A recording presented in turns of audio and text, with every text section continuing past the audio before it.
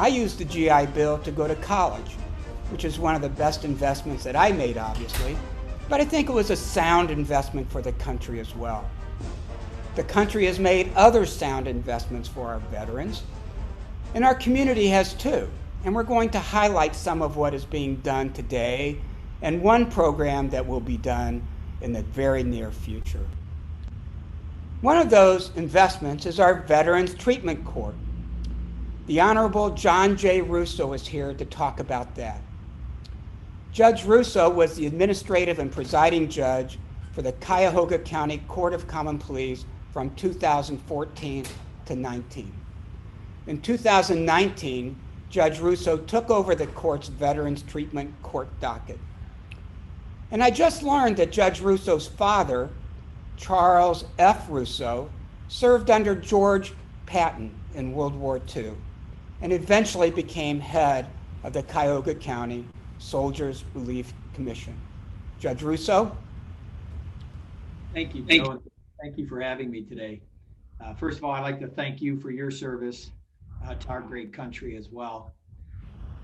Back in 2015, I had an opportunity as the administrative judge to bring the Veterans Treatment Court to Cuyahoga County.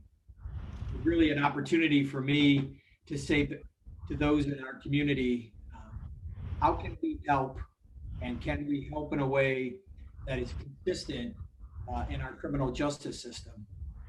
Of course, nobody wants to see a citizen of Cuyahoga County, a veteran of Cuyahoga County, in our criminal justice system. When that situation does arise, we want to be a safety net for some of those who have come within our system. There's a referral process that we have, and anybody who may be interested will have an opportunity to link to this referral process, or you can contact my bailiff or court administration in order to find this. But we're really looking for individuals who are coming in on lower level felonies, who are coming into our system with addictions and mental health issues, give them an opportunity to fall into a safety net where we can rehabilitate and also have an opportunity to reintroduce them to the community in a positive way. So in 2015, when we received the funding and we had the opportunity to create the court, it was an obvious pick to have Judge Jackson oversee that. Being a veteran from Vietnam, he stepped into the role as the Veterans Treatment Court judge, and we began to run. Since then, I've had the opportunity to take over that court when Judge Jackson retired in 2019, and I'm just finishing my second year as a Veterans Treatment Court judge. Some of you may say, well, Judge Russo appointed himself, and he did so because he was the administrative judge.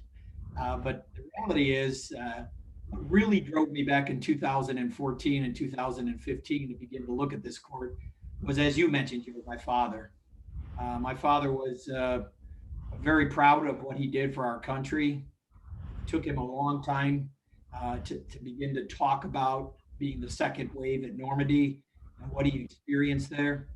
And his ability to open up and share with me not only his own experiences, but personally with some of the pictures he shared with me, gave me an opportunity to understand what veterans face sometimes when they come back after serving this country. And so having the Veterans Treatment Court is important for Cuyahoga County.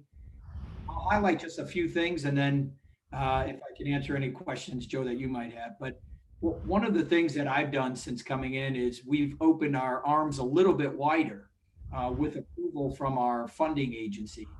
And we are now having MOUs, memorandums of understanding, with Lake County, with Geauga County, with Medina County, and Moraine County, that we might be able to take a veteran who is on their docket and bring them into our court. We're trying to expand that to the adjacent counties. We have received approvals from judges and probation staff in those counties as well. COVID-19 really put a hurt on most of the dockets, specialty courts, and it did in ours as well. And we are looking for referrals because we do have funds available. You can just think the VA is a funding agency that not every veteran connects themselves to. And we have a VA team member who is right in the courtroom with us and has the ability to pull up anybody and make sure that they're receiving the benefits that they have worked so hard to gain. So that's one of the benefits of having the Veterans Treatment Court. And I'll share with you, just yesterday, we had a graduation and we graduated 7 vets. Two of those vets, I'll just share their comments, Joe, and then I'll give you my last thought. One of those vets said to us that we saved his life, that he had called the suicide hotline. After that, the police came, and from there he came to the Veterans Treatment Court. And this is someone who had served our country for 10 years. To hear that comment, brought tears to many in the courtroom yesterday. And then another gentleman said to us, we're not a typical treatment program. His problem was he had a heartbreak, and he had recently gone through a death of a family member and a breakup of a girlfriend. And he said, hey, at least this court was willing to heal my heart and then heal my addiction afterwards, and that we were willing to work out of the box. So really, that's what specialty courts are about. I'm very proud to be the judge that oversees the Veterans Treatment Court. I'm very proud that when we have a graduate, that we know that they're going to reintegrate back into the community in a positive way. And lastly, Joe, just recently, I wrote a letter of recommendation to the law school for a veteran who graduated our Veterans Treatment Court last year, who had his case expunged and dismissed because of his successful completion, and then applied for law school. He had a great score on the LSAT, applied to one of our local colleges here in Cuyahoga County, and I got to write his letter, hoping that he would get accepted into the law school of his choice. So that was something very exciting for me just recently that I did as well. We're here. We are a court and a safety net for our veterans. We feel we are important to their community, but they're important to our community even more. And again, thank you all who have served our court, helping with our Veterans Treatment Court, and then those of you who have served our country to allow us to have this type of specialty docket for individuals who can reintegrate back into the community. And I thank you for having me here this afternoon. Thank you, Judge. And I carry with me, and when I don't, it's right on my dresser, this coin from the Veterans Court docket, Veterans Treatment Court docket, and it's got all the service branches on it, and it's got a saying on the back saying, I can, we can. And I got to tell you, Judge, this means a lot to me. It makes me think about my service and those who serve and who have been helped by the courts giving them a second chance, and it's an opportunity for them to be successful and one go to law school. So that's very nice.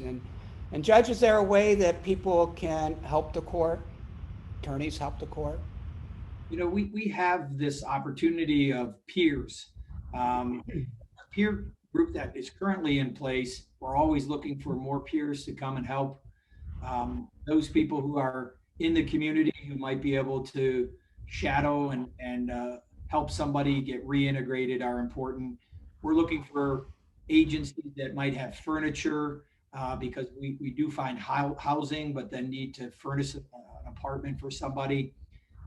And then education, helping individuals continue with their education, and find possibly a trade that they might be able to find themselves driving a truck or back in the construction trade. So there are individuals that have opportunities, and they can reach to me. We could then bring that to our court administrator and our coordinator and into our program as well. Well, thank you, Judge. I next want to introduce Rob Gilmore, who leads Corman, Jackson, and Krantz's Employment and Severance Negotiations Group. Rob also serves as the chair of Volunteers of America, Ohio and Indiana, which is just an outstanding organization. The VOA has proven results in helping our area's veterans in need. The VOA moves me, and I hope it will move you as well. Rob? Thank you very much, Joe, and thank you for your service, and thank you, Judge Russo, for your work as you described. Uh, yeah, so while my day job is with Corman Jackson and Krantz, some of my most rewarding work that I've had the opportunity to do is to work with Volunteers of America, and now serving on their board. And you can see a screen there with some of the people who have been touched by this organization. I've been with VOA for over 10 years working on their board, and now I'm the chair and very honored to do that. And if you don't know Volunteers of America, you may have, see some of their ads where you can donate a vehicle, and that's certainly, one of the aspects of VOA. But one of the largest and most impactful areas that the VOA deals with is with veterans, particularly in Ohio and particularly in Calhoun County. Nationwide, VOA, I think last year helped 1.5 million people. And in our footprint, which is used to just be Ohio, we now affiliated with Indiana. So we have both Ohio and all of Indiana within our reach. We served 15,000 people last year alone, and in Cleveland, I believe there were 4,000, including about 1,500 veterans. And as I said, one of the key aspects of VOA is dealing with veterans. One of the biggest issues is homelessness, and when what we try to do there is to provide housing, sometimes temporary, sometimes moving them into permanent housing. We also deal with many issues that people have coming out of the military. There's a lot of folks with traumatic brain injury. There's military sexual trauma. There's a lot of addiction. There's a lot of hopelessness. And what VOA, and particularly what VOA here in Cleveland, tries to do is to work with those individuals and really get them back on a path and try to reach their full potential. On the medical side, we partner with the VA to provide services to the veterans. And as well in Cleveland, there's two locations, and you may have seen these and maybe not even realize, but one is on the VA Wood Park campus. There's the Volunteers of America. It's called the Domiciliary, and it deals with homeless male and female veterans. And then right across the street is the VA, so they can get medical treatment as needed. Also on East 152nd, there's a Veterans Resource Center that works with, again, mostly with veterans there, on housing, on employment issues, on mental health issues, on addiction services, which are critical, and homeless prevention as well. And all of these groups, all of these services that we provide, I've been able to see the impact that it makes. And while I myself was not a veteran, and again, I thank Joe and anybody, all the attendees, anyone who was in the service, I thank you. What I've been able to see is the incredible work that the staff does at VOA to provide dignity, to provide support, and to provide hope. Really is the most important thing. And for me, it seems that if someone has been in the military, they have sacrificed so much. They put their well-being, their life on the line.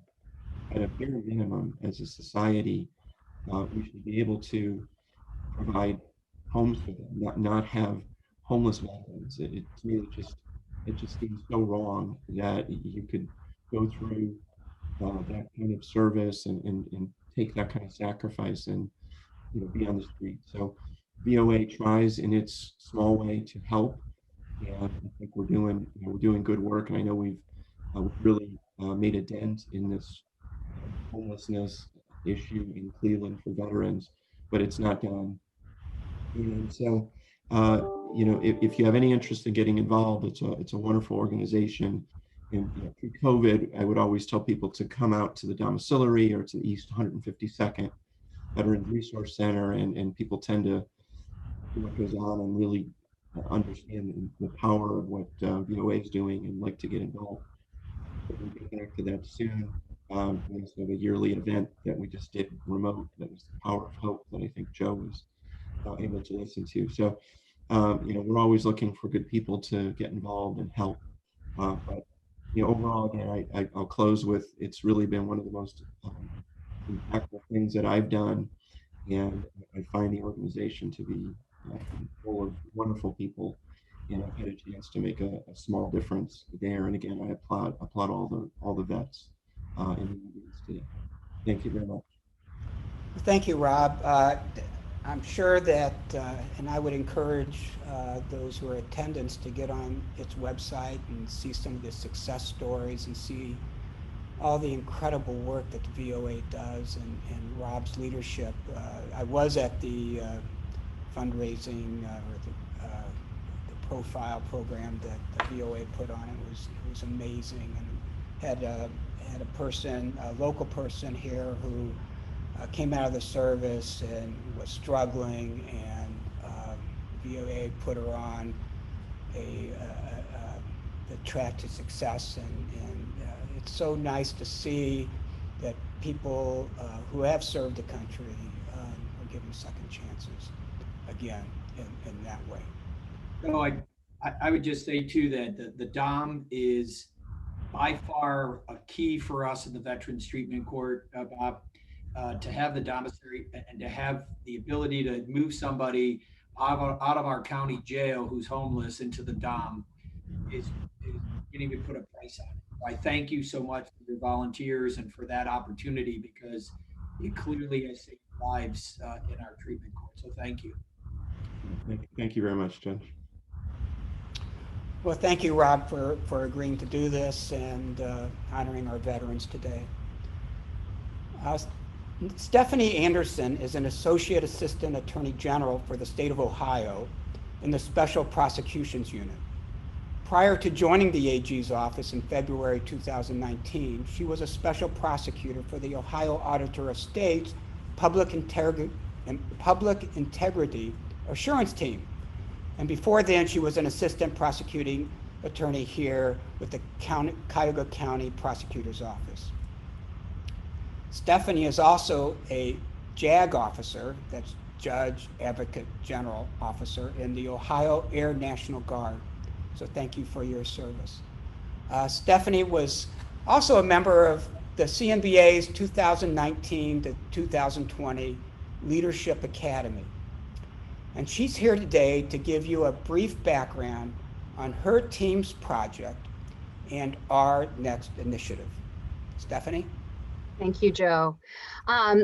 As Joe said, I am a JAG officer for the Ohio Air National Guard. And in 2018, I was hand-selected to be the Ohio Air National Guard's very first Area Defense Counsel. So I am the JAG that military members who are currently serving go to when they encounter problems in the military. And so often, if they're discharged, then many of them end up in programs such as Judge Russo's court. Or if they're not so fortunate to have programs like the Veterans Treatment Court, then they end up in the justice system, and then it becomes a perpetual cycle. And a lot of that is fueled by post-traumatic stress disorder. When you're in the military, and especially if you are either dishonorably discharged or receive a UOTHC, it's hard to find employment after that. And with a lot of military stressors, as I mentioned, PTSD or military sexual assault trauma, you have a lot of barriers that are internal to yourself to getting ahead. And so in 2015, I joined the Veterans Treatment Court as the first prosecutor because I was very passionate about ensuring that our veterans, those who served, get the treatment that they need to overcome whatever barriers that they may have in order to become the productive members of society that they have always wanted to be. And so with that, I carried that same vision into the Leadership Academy project. And along with my team members, Matt Miller from Weston Hurd, Jennifer Kinsley from the Legal Aid Society of Cleveland, Dominic Frasina, Buckley King, and Allie Rich from Flannery Georgialis, we came up with the Veterans Legal Services Initiative. And that is now being parlayed by the CMBA into the Veterans Legal Services Clinic. And I'm really proud of the project and really honored to be able to present it to you guys. And so the need for legal services among Cleveland's veterans is very, very high. And again, many of them simply don't have access to those services, whether it's due to homelessness or it could be because of low means. And so even among our enlisted service members who are barely bringing in, $1,500 a month for their basic pay, they need assistance with whatever legal services are providing an impediment to their progress. And so this is your opportunity now to help. So what is the VLSC, or the Veterans Legal Services Clinic? It's going to be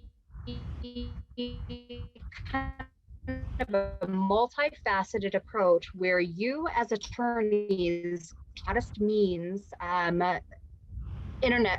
modest means legal services to our veterans. And so what is that going to do? We're going to establish a panel of attorneys who have answered the call to provide those services.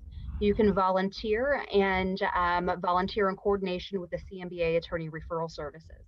The CMBA is also working with other organizations such as the Legal Aid Society and the VA to draft a crisis contact list, not only for veterans who are out of the military, but also for those veterans who are currently in the military who need services. And so we're going to encourage the any social and community connections that need to be made while veterans are dealing with whatever legal issue. We also decided to come up with one-page informational brochures that are going to be any other local partners attach or include these one-pagers in the information that they distribute. And what that information is just brief legal advice. So you have a housing issue, the one-pager is intended to knowing where to go, because a lot for help, because they're so used to self-sufficiency that was taught to them through the military. And so in lieu of maybe necessarily asking for help, these one-pagers are designed to give you that first answer and maybe empower you to then go seek the help that you need.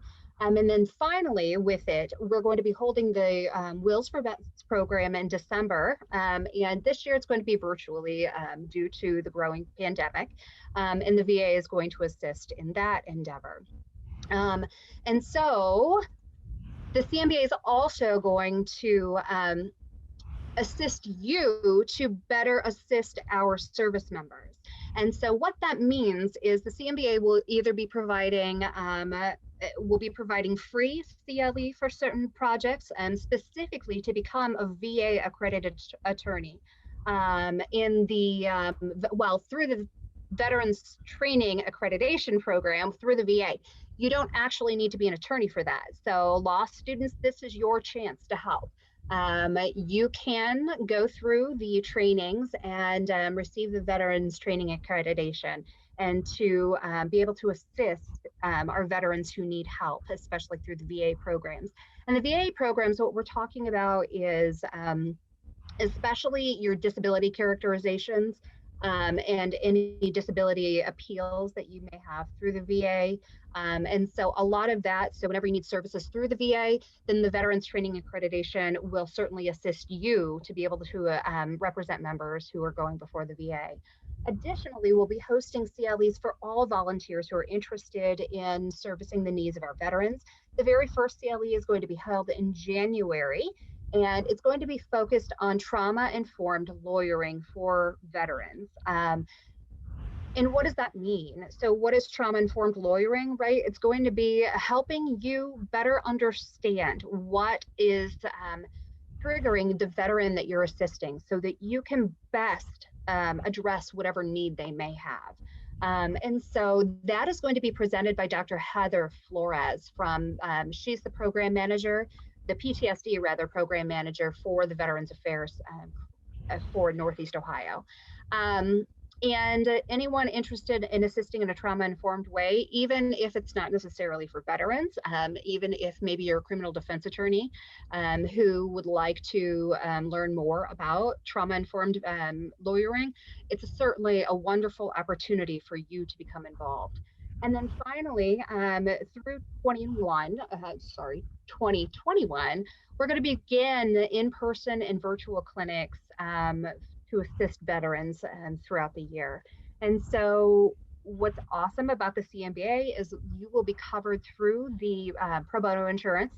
So whenever you're involved in a clinic, then you're going to be covered under the CMBA's malpractice insurance. So I am really excited about this program. It was a labor of love that was put together by all of us. I'm passionate about it for my service in the military. My stepfather is actually also in the military. He's a chief with the National Guard as well, who has deployed several times. So I understand firsthand what it's like for military members who deploy to a combat environment and return home. And so this was just one small way that we can give back to members who have served our country. So we're excited about rolling this out to you, and I hope that you will join us for the Veterans Legal Services Clinic. Stephanie, you just made me really happy, so thank you for that. And as promised, we're going to be done in a half an hour. That was really short, really impactful. And I want to thank Judge Russo, Rob, and Stephanie for joining me today. It's still moving for me, and the past half hour is something that I've been looking forward to for a long time, and I hope you've enjoyed it. Let me or Becky Rupert McMahon, who's the CEO for the CMBA, or any of our staff members know if you want to join our Veterans Legal Institute. We're going to be announcing the trainings and certain programs in the near future. And until then, find a moment today to thank a veteran or another veteran, or just reflect on Veterans Day. And with that, until next time.